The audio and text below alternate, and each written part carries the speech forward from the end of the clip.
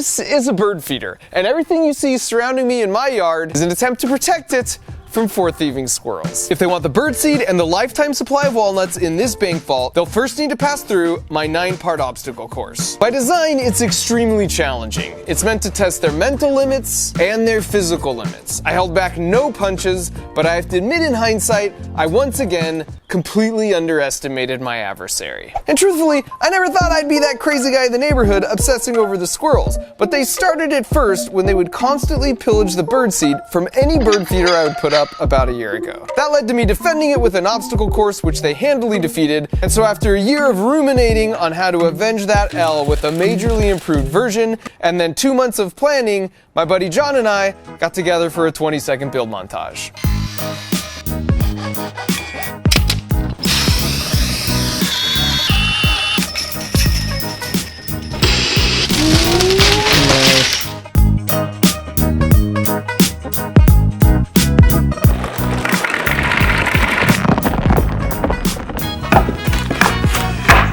Here are the basic elements. For starters, here's their favorite bird feeder at the end of the course, and it's sitting atop Fort Nuts, the most secure walnut vault in the western United States. Now, since birds can fly, they can come and go as they please and eat all the food they want. But the only way for the squirrels to make it right here is by surviving my 9-part grueling obstacle course, which all starts right here. Climbing up this pole to this platform is the single gateway to enter the course. Every other pole you see has some kind of countermeasure to keep the squirrel from just climbing up and then entering the course halfway through. And so the first challenge is this casino, which may seem like an odd choice until you realize that as we were building the course, we also built them some cozy little squirrel houses. So we put them up in a couple different trees, and after a few days, it looked like they'd actually made some renovations. So I went to take a closer look. And sure enough, here's the before and here's the after. Even on the inside, they'd made some questionable decor updates. So while it might look like they were just using the houses to relax, or stretch, or look out the window, or wrestle, the satellite communications gear and the tactical mission planning and the mini vault to practice cracking a safe hold a completely different story. This gang of 4 high-end professional birdseed thieves were secretly planning to pull off an honest-to-goodness Mission Impossible Ocean's 11 style mega walnut heist, which is why I was going to protect the birdseed and walnut vault with the most state-of-the-art security measures, just like the casino did in Ocean's 11. So once in the casino, you'll see the slot machine and the classic Vegas buffet, but with a warning. Take more than an ounce and you're gonna have to deal with security. Now that I got the squirrels on the run, they'll naturally want to jump to this bar, but there's a twist. Like it actually twists, which I think is gonna give them some problems. But if they can figure this out, they'll jump into this crate. And the good news is that it's filled to the brim with their favorite food, which is walnuts. And I know this because I tested a bunch of different options, and they always went with the walnuts first. But the bad news is that once you add a little weight to the system, the helicopter starts moving, just like the helicopter for Mission Impossible. Oh, and we've got a baffle here at the top to stop a squirrel from just crawling along the wire from the fence. The helicopter stops next to this wall, which seems simple enough, except that the bricks randomly move and adjust themselves in and out. And of course, at any time, if they fall off, they gotta go back and start over the whole course from the beginning. After that, we come to their hideout. And this is when they'll switch from defense to offense, because it's where they hang out and plan. You can see it's sort of messy with their tools and their blueprints on the wall that show if they open the floor on the elevator shaft leads them underground and into the sewers. Then if they crawl through the sewers, it will take them right to the control center for a second room that might look familiar. And just like in Mission Impossible, their goal is to go up through the ceiling to access the air vents. But there's no way to make it up there unless they type the password into the keyboard in the control room next door, like this.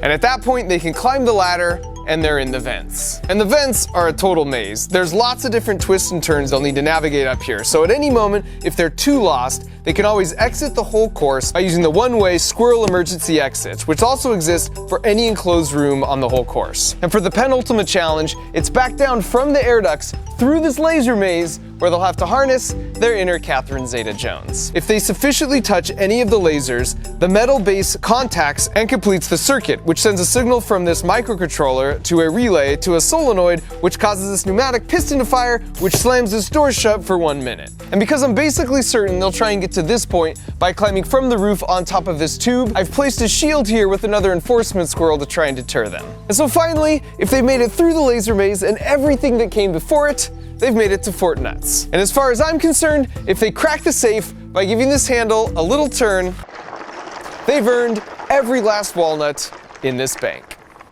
After the course was set up, they could definitely smell the walnuts in the vault, and then you could see them sort of working things out from the fence line. And so after 2 months of prep work, it was time to test our extensive security measures against this formidable set of 500-gram rodents.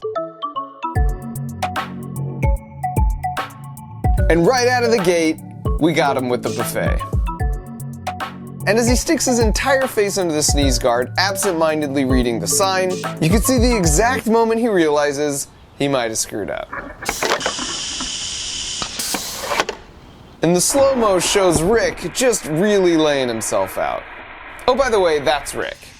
All 4 squirrels have names, and more importantly, like any crew looking to pull off a heist, they all have specific roles to play, starting with everyone's favorite, Fat Gus, who of course is the mastermind of this operation. On a heist, this is the role of the Frank Ocean or an Ethan Hunt. Now I just have to say, for those who aren't familiar, last year I named one of the squirrels Fat Gus because he loved to eat and was a little on the hefty side. But then halfway through, I noticed he had nipples, which it turns out means he was actually a girl, and a pregnant one at that. So it was just a whole PR disaster, and I switched the name to Fantastic Gus and rephrased a few other things, but to be honest, Fantastic Gus just doesn't roll off the tongue like Fat Gus. So I asked permission to use my preferred phrasing, and as you can see, I got full consent. Next up is Rick. He's the acrobat, the grease man, the gutsy one. He's the go-to for any task that is going to require some athletic abilities. And then we've got Marty. He's the hacker. Anything with computers or bank safes, and he's your guy. But while he's really smart, he also scares pretty easy. And finally, we've got Frank with logistics. A good heist starts with a good plan. He's got the whole course memorized, and he's mapped it out and provided blueprints for the team. And so back to the course, we've got Marty the hacker here, who again is a bit skittish, so you can see he's coming in pretty cautious. But who can resist a buffet? Once again, the real magic is found in the slow-mo.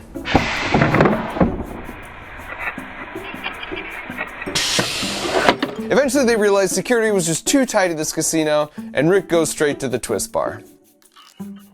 Excellent. Here's try 2.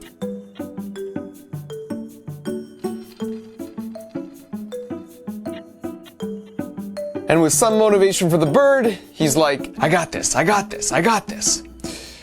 I don't think I got this. The real-time replay on this one is great too.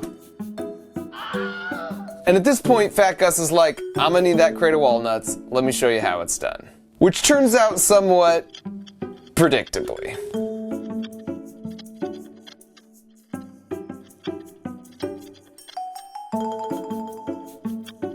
Now really frustrated, acrobat daredevil Rick tries a totally different route.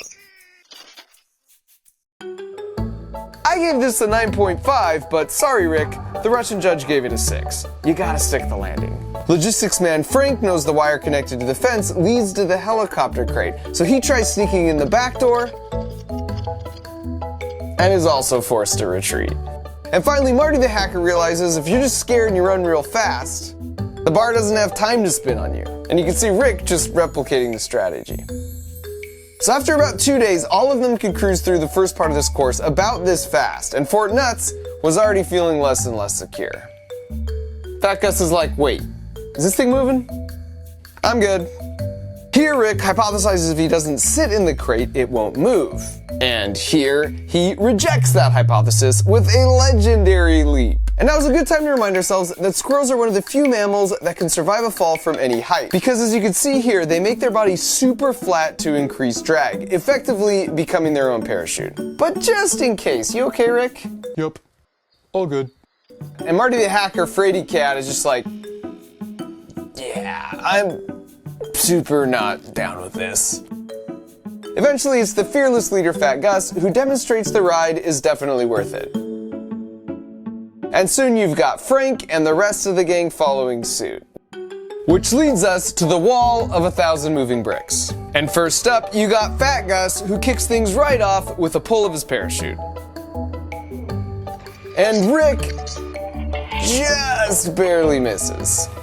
Skittish Marty gets one taste of a moving brick and absolutely yeets himself into this tree. And while there were plenty of instances where a moving brick did dump the squirrels, causing them to start over from the beginning, what was even better was Marty psyching himself out in the anticipation that a brick might move, even though the wall wasn't powered on for any of these clips.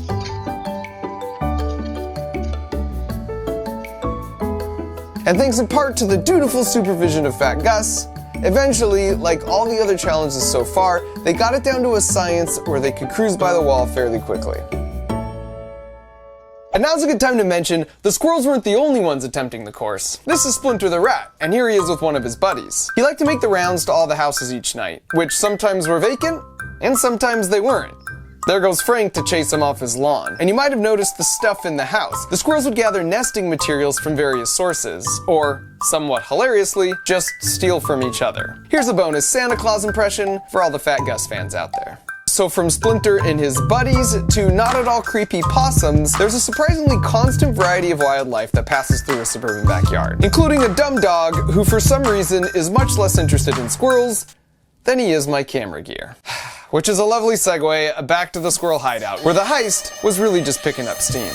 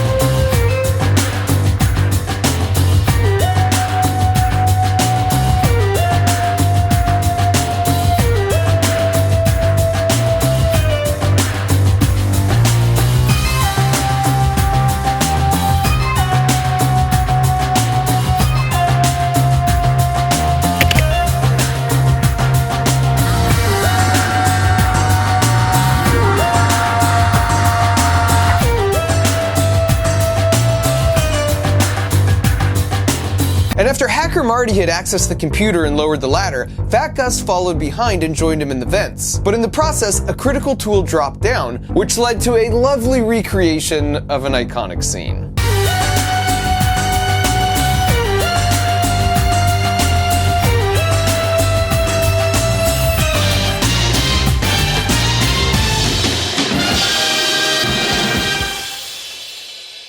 And as a side note, they figured out the exit door pretty quickly, and they functioned as a one-way door exactly as intended.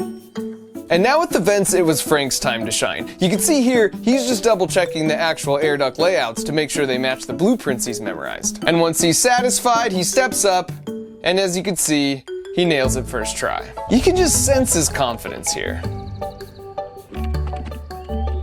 Contrast that with Marty, who's like, all right, I think it was a right, no, it was straight.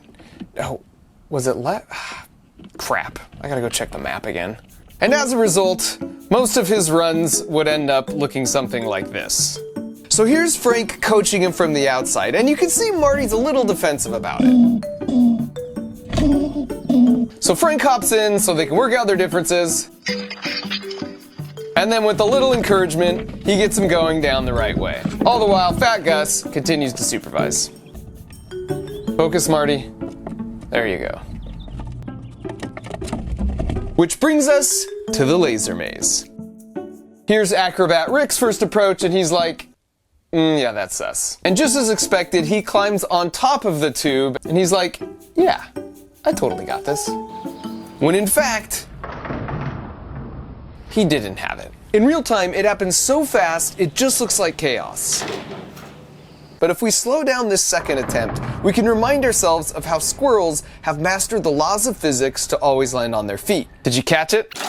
The first is the locking of the head on a landing target in less than 300 milliseconds. If you go back and watch any jump from this video, that locking of their head is the first thing they always do. And the second is using conservation of angular momentum like an ice skater to pull their arms and legs in and out at the right times to rotate fast and then hold in the right orientation. Combine those two tricks with the flat body parachute and extending their legs at the last minute to absorb the shock, and they are perfectly adapted for living high in the trees. In fact, squirrels have been around for over 30 million years, and they've had to evolve relatively little in all that time. So then Rick's like, fine, I'll use the stupid tube like a normal squirrel.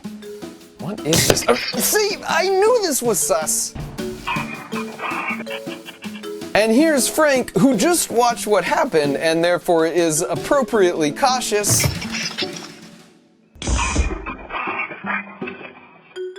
But he hops right back on the saddle, and this time he nails it. And in the end, it feels appropriate that the mastermind, Fat Gus, was the first one to make it successfully through the laser maze, and then to subsequently make it to Fort Nuts. I mean, how Fat Gus is this? Falling not just for one decoy nut, but for both of them. Which paves the way for Marty the hacker to be the one to crack the safe, and as you can see here, he's pretty stoked about it.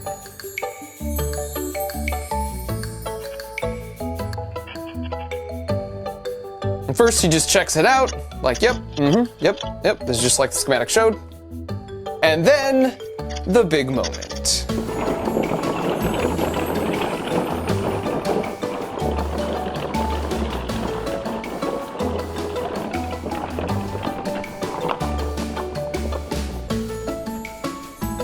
Once the safe opened, these cargo nets unfurled, which just allowed better access to their loot. But interestingly, more often than not, after getting a walnut, instead of jumping off, they would go all the way back through the course. Here's Jumpy Marty exhibiting some real PTSD, even though I'd already turned off the whole system. So once again, the squirrels took the W, but as far as I'm concerned, they earned it. And I can't complain with how things turned out, because Rick buried all his extra nuts in the yard, Marty and Frank made up and rekindled their friendship, and Fat Gus got some long-sought quality time with the bird feeder. So everyone was happy.